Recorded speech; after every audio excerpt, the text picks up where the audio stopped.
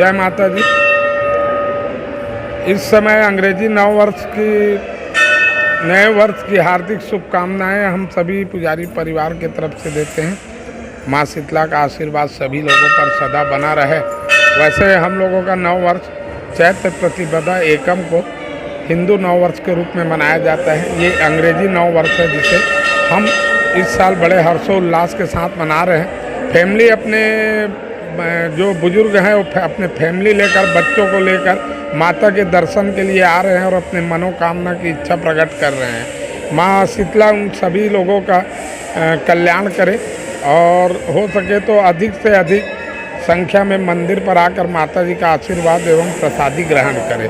जय माता दी। राज दुबे।